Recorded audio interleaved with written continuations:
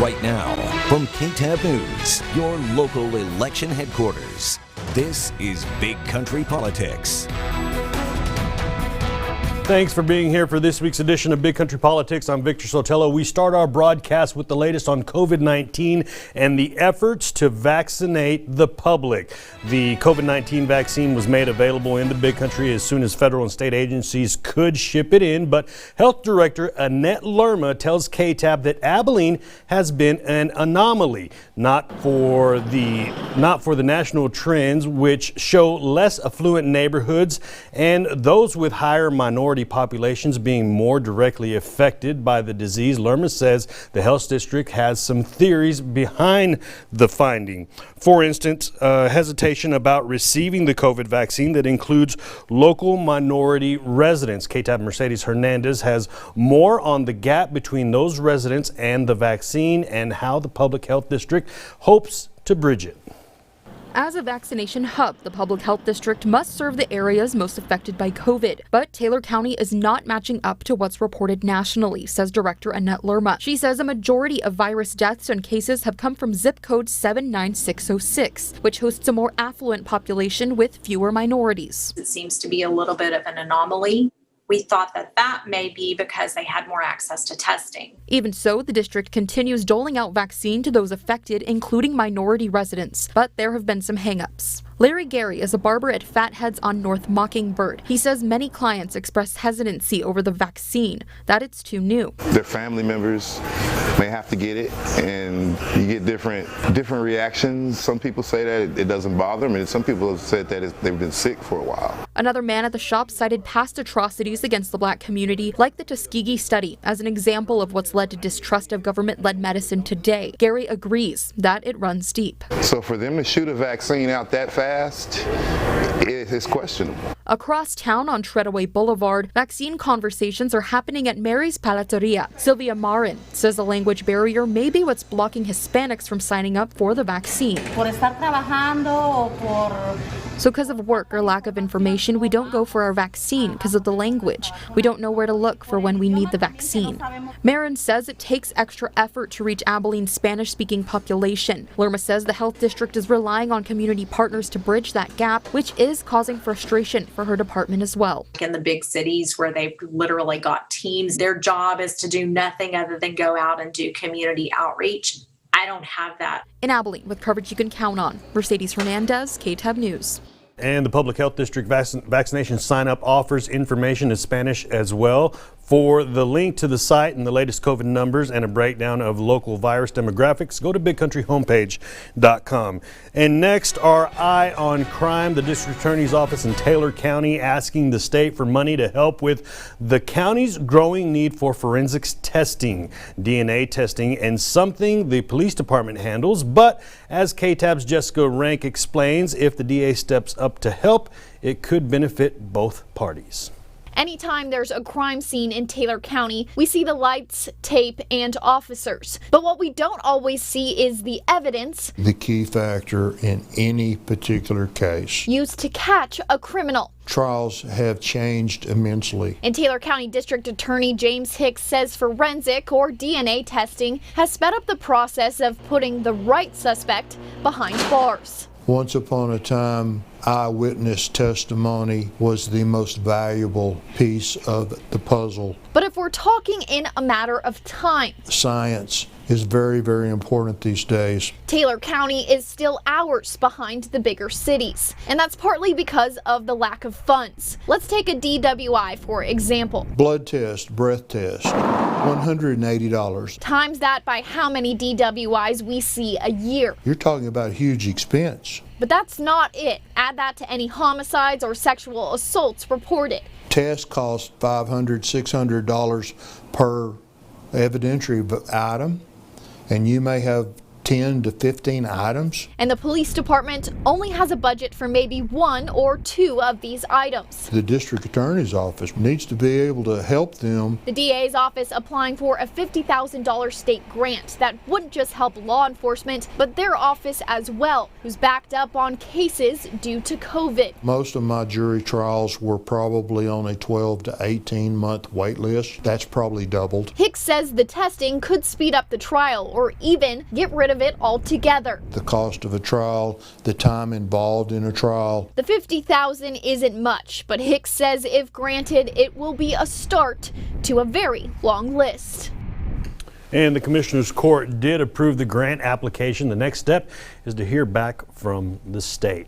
Another opening, another show. That was sort of the look in Northeast Abilene as the Abilene Independent School District making it official, a ribbon cutting at the Taylor Elementary School. And State Representative Stan Lambert was there, and he attended the former Taylor Elementary a few years ago. KTAB Marley Capper was there with more. Another historic day in the books for Abilene. The official opening of a new school building. A school that Texas House Rep Stan Lambert graduated from in 1964. This has been like a beacon set on a hill. Stan Lambert shared his favorite memories as a Taylor Trojan and told students that they have a legacy to upkeep. It's not so much about the new buildings and the new equipment and all the new technology. It's about these women and men that are teaching you each and every day. Lambert says Taylor Elementary is the foundation for students' learning, and he wants to protect their education, something he's working towards this current legislative session. And I promise you this, when I go back to Austin next week, my #1 priority is to make sure that we continue funding education in this great state the way that we started last session. Last legislative session, the House passed HB 3, which granted over $11 billion towards Texas education. $2 billion went to help increase teachers' salaries, and $4.5 billion went to help improving classrooms. Lambert also promises to work on a plan for teachers. We need to make sure that we have a strong and a stable and a solvent fund to make sure that their retirement is ready for them whenever they decide to step away. To make sure they're taken care of. Lambert is currently in the 87th legislative session for the Texas House and will be working in Austin to achieve these goals through May. In Abilene with coverage you can count on. Marley Capper, KTAB News. The new Austin Elementary opened last fall, and the new Dias Elementary is expected to open this fall. The new campus is designed with improved security features, new communication and educational technologies, and room for expansion. All right, so to come on Big Country Politics, we talked to Shawnte Fleming about Black History Month and how you can get involved. We're back in 2 minutes.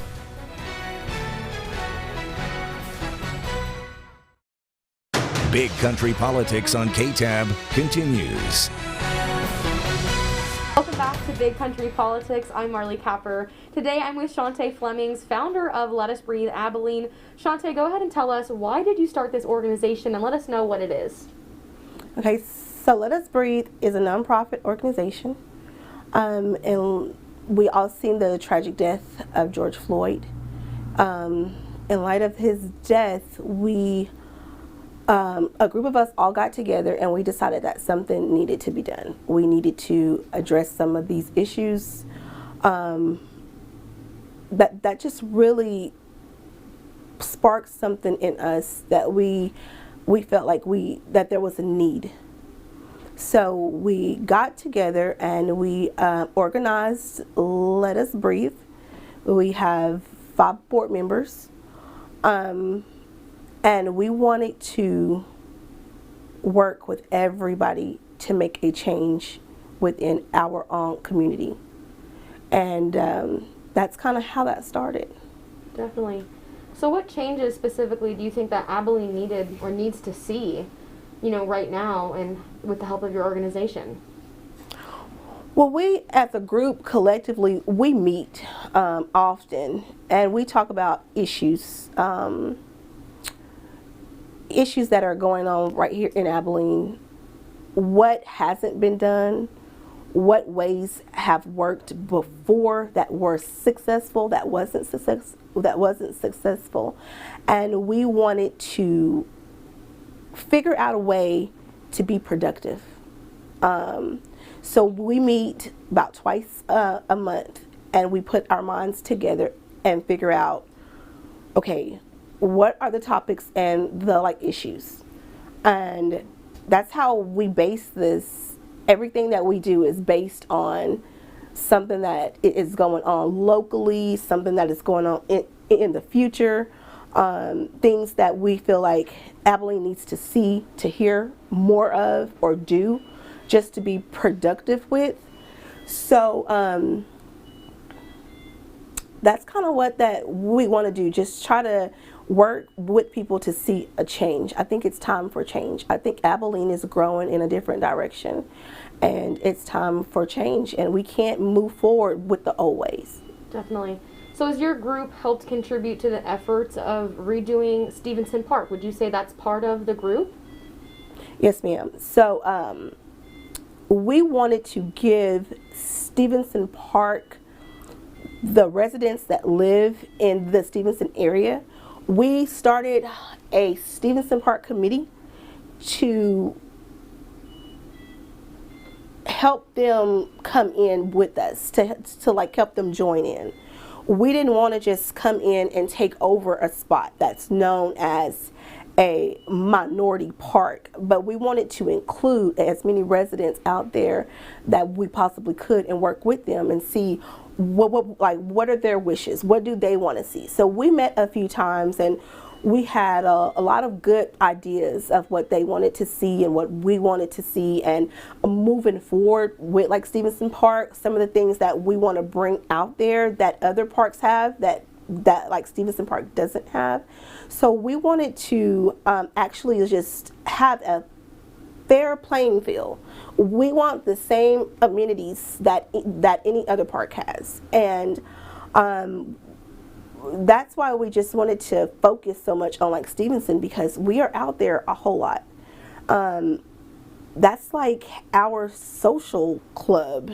You know, some people have a country club. The only thing for a minority, especially black people, we have no club. It's just Stevenson Park, and that's where we go to fellowship, to have a good time, to congregate. And so we wanted to fix it up and make it nice for when we go out there, for when the city comes out there. We just had MLK Day that we actually ended out there, and we wanted suitable bathrooms for us to be able to go in and use the restroom. We wanted water fountains, so when it's hot and we get thirsty, that we can have working water fountains. We want, the same things that other parks have that we were lacking because it was just neglected. But the city of Abilene has done a great job. Leslie Andrews, the Parks and Recs Board, they have done a great job about coming out, keeping things maintained, working with us, getting stuff done, and so far it's been amazing. We did the mayor's hike out there. We're going to keep promoting positive things within Stevenson. Definitely. So like you said, Stevenson really represents a lot of history for minority groups and people of color in Abilene, and so you had the MLK, like you said. There's been some political movements there. What does it mean this year to be able to not only have the support of the city to help rebuild this park, but to continue your efforts with, Let Us Breathe, involving this community around Stevenson Park?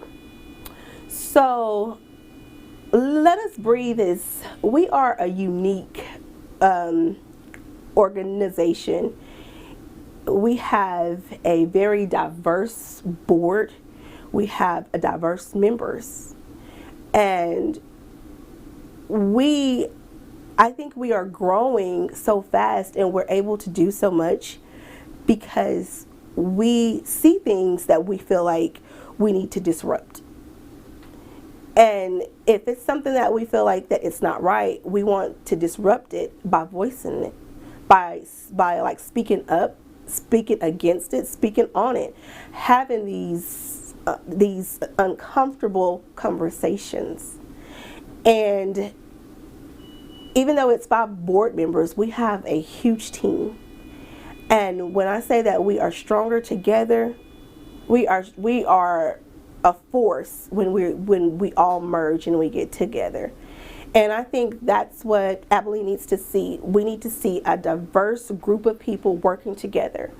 to try to change things here and get things done, not just one race or one person, but a group that we have. We have people from all genres, and that's what makes us so unique. And we're not afraid to speak up, to speak out. We want to come together. We will protest, we will petition, we'll do whatever it takes in compliance to get things done. Definitely. Well, thank you so much, Shawnte. We're going to go ahead and cut to a quick commercial break, and after we come back, we're going to see what lies ahead for Black History Month.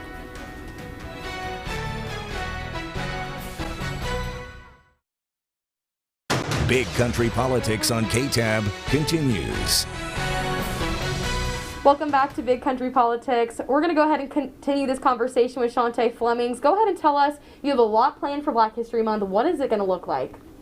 So Black History Month 2021, we were trying to focus on some things that we felt like either kind of went way by the wayside or hadn't been done.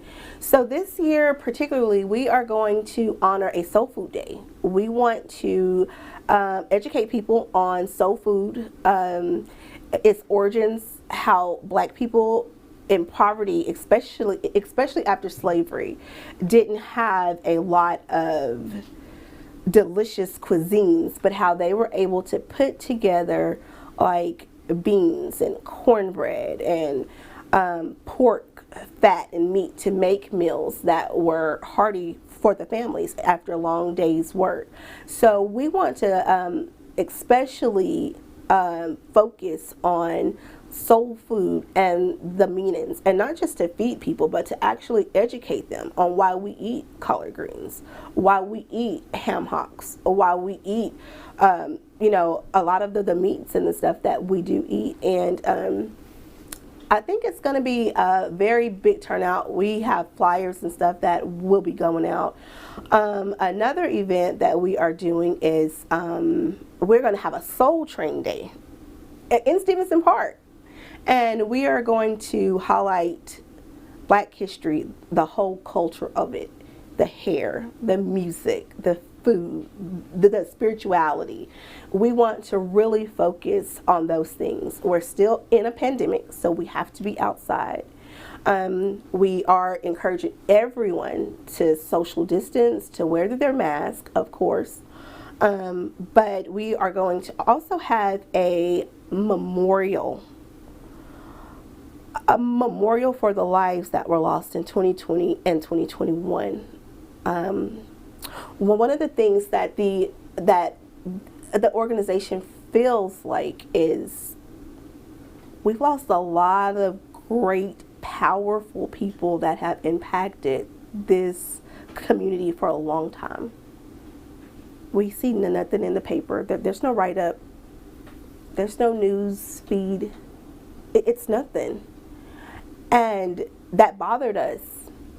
And we lost, you know, some pretty big people that did a lot for like Abilene, especially for the Black people here. Even a community activist before us that put in so much work, to see them go and nothing, no type of media. So we're going to honor them this Black History Month, February the 28th. 2021, it'll probably be, I think, I'm not for sure of the time, but we are going to actually honor them those days. We are working with other groups to make sure that this is a nice candlelight vigil on that day. Also, we have organized a Black is Beautiful Friday. So everybody wears black in light of Black History Month, showing a Black beauty, that pride that sometimes gets left behind or it gets overlooked. So we will have a band out there, a live band singing. We're going to have, you know, just like a neighborhood barbecue, just like old school. We're just going to take it back. Soul Train line, we're going to encourage people to dress up and just give it the old school feel, like bring that back to like Abilene. We want to actually do something different. Definitely. So even though it is a pandemic, why is it so important that this year, out of all of the years, I mean, we've seen a lot of racial injustice in 2020. Why is it so important that this 2021, we are coming together as a community to celebrate this?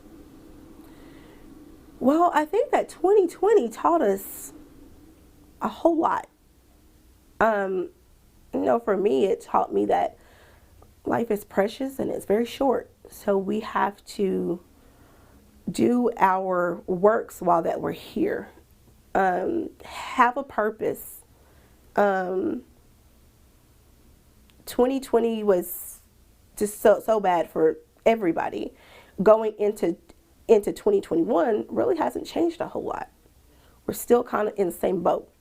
The only difference is we have a COVID vaccine. But we still can't gather. We can't do a lot of things that we normally do.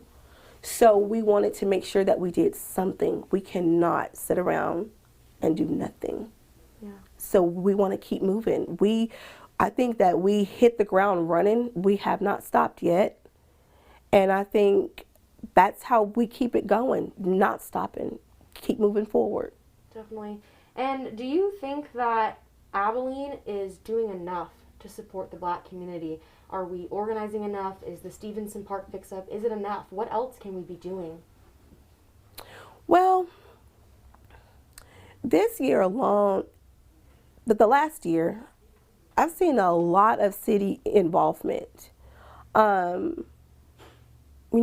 Giving thanks to our mayor, Anthony Williams, the city council, Parks and Recs, they've really been on board with helping us organize things outside because we can't gather. So we have a lot of events this year that I've seen. We have some events that is downtown.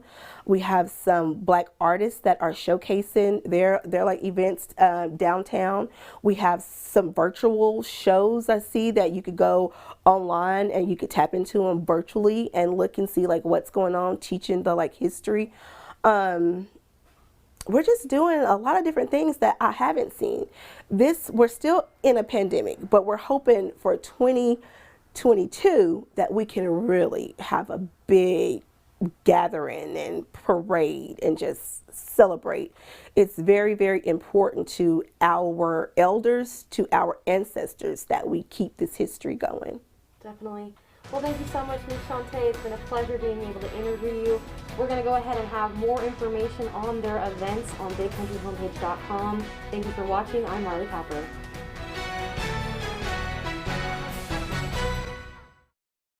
Big Country Politics on KTAB continues. All right, that does it for this week's edition of Big Country Politics. For the latest political headlines, always go to bigcountryhomepage.com, and we'll see you next week, same time, same place. Thanks for watching.